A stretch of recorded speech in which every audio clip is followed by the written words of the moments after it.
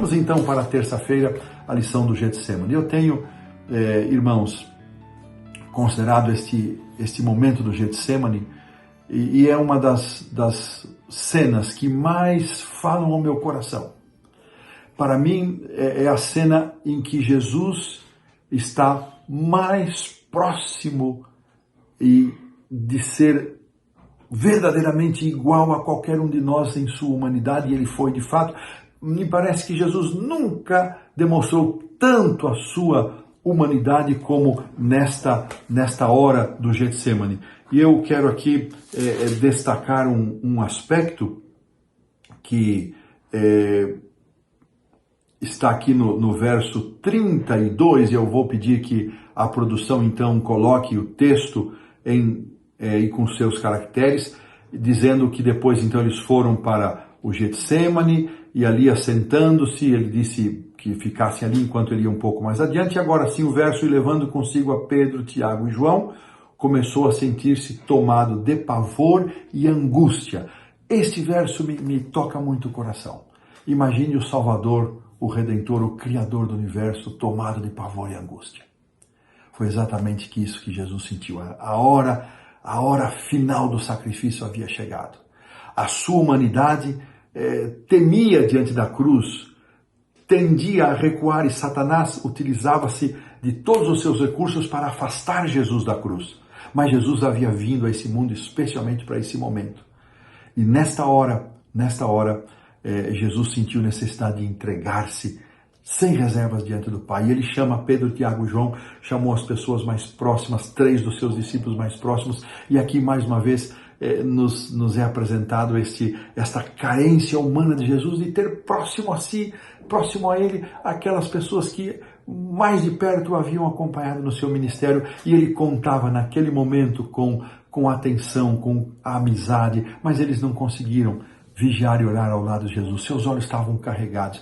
Eu fico pensando, irmãos, quando Jesus volta até eles depois de orar pela primeira vez, ele disse: nem uma hora pudestes vigiar comigo. Eu fico pensando nessa expressão. Muitas vezes, irmãos, nossos olhos estão tão carregados com as preocupações da vida, com as questões materiais, com as preocupações naturais, e às vezes até boas preocupações, com as coisas da igreja, com a nossa família, que não temos energia física para permanecer pelo menos um tempo na presença do Senhor Jesus. Os olhos estavam carregados. Do que estão carregados os nossos olhos? Do que está carregada a nossa mente, que nos impede de estar não só perto de Jesus, mas em comunhão viva, ativa com Ele? Que lição para nós. Então, irmãos, aqui Jesus, ele derrama a sua alma diante de Deus e diz: Pai, se possível, passe de mim esse cálice. Mas ele acrescenta uma expressão: todavia não seja como eu quero, mas como tu queres. E aqui é um modelo de oração para nós, meus amados irmãos. Nós temos a liberdade de abrir o nosso coração a Jesus, falar a Jesus daquilo que o nosso coração está cheio, mas nunca nos esqueçamos.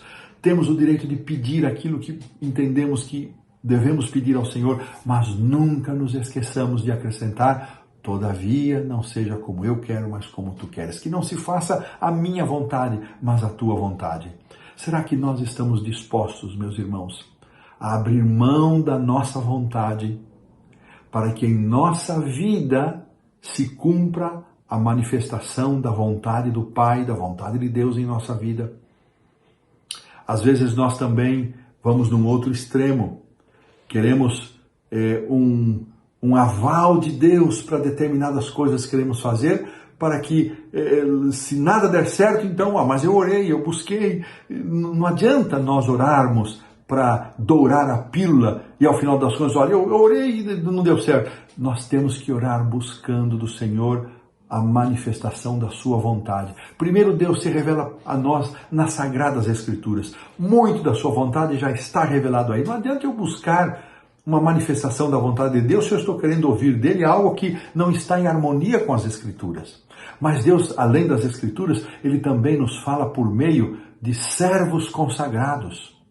E ele ainda nos fala pelas convicções, mas para que as convicções sejam a voz exata e correta da nossa consciência, nossa vida precisa estar santificada, em harmonia com Deus, senão tomaremos como voz de Deus a voz do inimigo. Olha que situação. E Jesus volta e ora mais uma vez, e ele retorna aos discípulos. Os discípulos continuavam dormindo com os olhos carregados, e Jesus vai e se retira mais uma vez, e ali ele disse: Pai, se possível, passa de mim esse cálice. Um detalhe muito interessante, que ocorre na narrativa de Marcos, que ele é o único que usa a palavra Abba. Está aqui no verso 36, e dizia: Abba, Pai, tudo te é possível, passa de mim este cálice. Contudo, não seja o que eu quero, e sim o que tu queres. Este Abba é uma expressão carinhosa para dirigir-se ao Pai. É como se Jesus estivesse falando: papai, paizinho querido. Irmãos, olha que cena, que lição para nós. Jesus está ali num momento dramático da sua vida. Ele já não conseguia mais enxergar um palmo diante do seu futuro, porque ele não conseguia perceber se o seu sacrifício o separaria eternamente do Pai. E essa era a sua angústia, esse era o peso, esse era o seu pavor, essa era a sua angústia.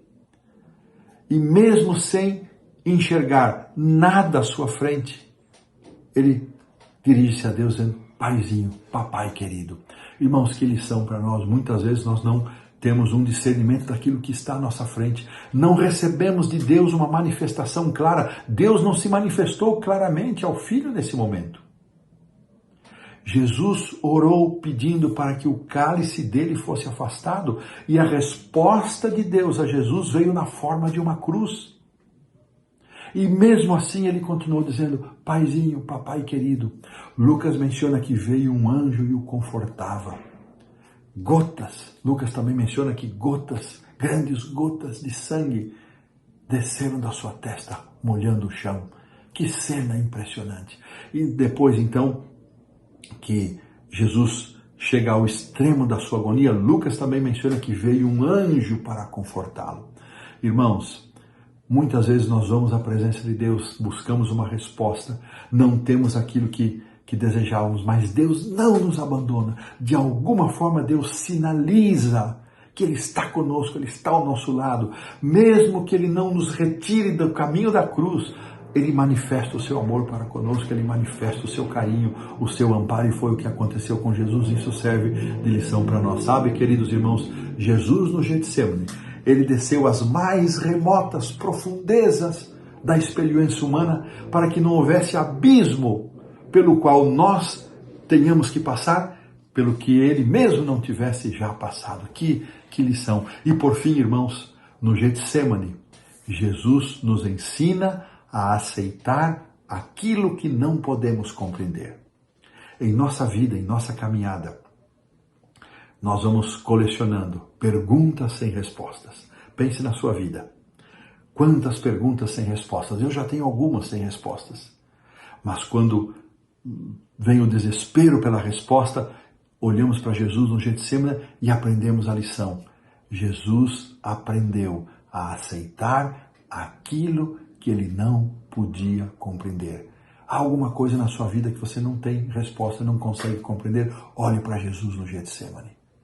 Ele nos dá a força para seguirmos adiante sem perdermos a confiança no nosso Abba Pai, no nosso Paizinho, no nosso Pai amado. Quanta lição maravilhosa do Getsemane. Aqui então nós colocamos um ponto final na lição da terça-feira.